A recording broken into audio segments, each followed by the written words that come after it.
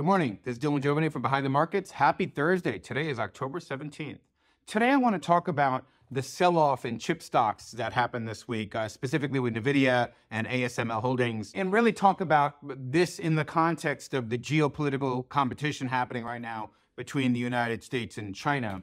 Now, ASML sold off because their business wasn't growing as quickly as investors had hoped.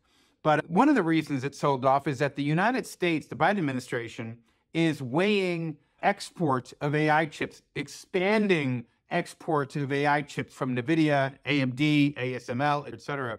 And I want to take you behind the scenes and see what the U.S. administration is doing, the Biden administration. And by the way, this is not a pro-Biden or anti-Biden thing. This is actually a foreign policy that Trump started, and both administrations, both Democrats and Republicans, basically agree on. Really controlling or divesting key national security issues from China. So the national security establishment in this country, it's unanimous that China is a threat, that we got to really buck up, and you can credit Trump for that. But I'm going to credit the Biden administration today for expanding the export controls. So what Trump did was Trump stopped selling specific chips to China, and Biden really expanded those chips because there were a lot of loopholes in Trump's version 1.0.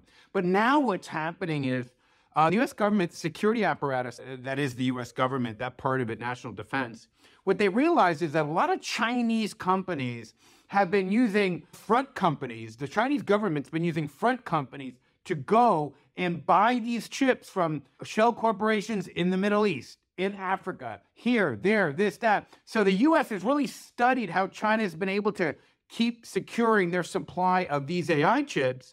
And the Biden administration is saying, hey, we got to stop them from buying anywhere basically out of the Western alliance that we don't know. We have to approve everybody on a one-on-one basis. Now, sure, this is going to slow. It's going to add friction to commerce. I mean, look, commerce, selling things happens best when there's no friction. So AMD is going to have to, when a customer wants to buy massive amounts of chips from AMD, ASML, or AMD, et cetera, they're going to have to actually get approval from the U.S. government. That stinks. We don't like that. Business that has friction, we don't like that.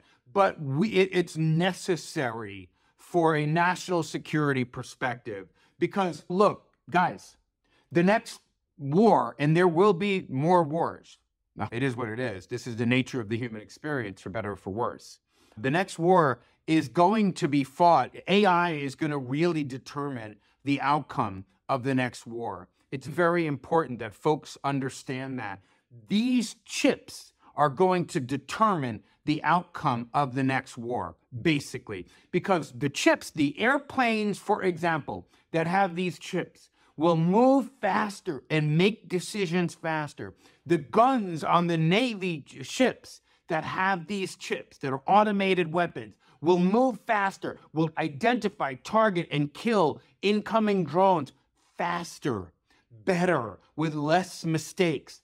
So these chips will determine which country wins the next war. And unfortunately, the United States and China are having this kind of geopolitical competition to determine that. The idea here in Sun Tzu's The Art of War is to first win the war, then fight the war. And both countries are trying to win it without even having to fight it. That's something that I wanted to talk about today. Another little interesting thing that the Biden administration is doing here, which is actually new, not just an expansion of Trump's curbs on China chips, but they're starting to form an alliance with countries like the UAE and Saudi Arabia. And they're starting to say to these countries that aren't quite in the Western umbrella, that have been in the middle, been independent actors, they're saying, look, we will give you access to these AI chips if you divest from China. And Saudi Arabia, with a $100 billion wealth fund, has actually said, in exchange for these AI chips so that we could build infrastructure based on AI, we would divest from China if we had to. So what you're seeing here is the Western economy starting to suck money out of China. And without big money, that means you get less investment, less growth, less employment. So they're sending China back like a decade or two. That's what they're trying to do, to starve them of investment.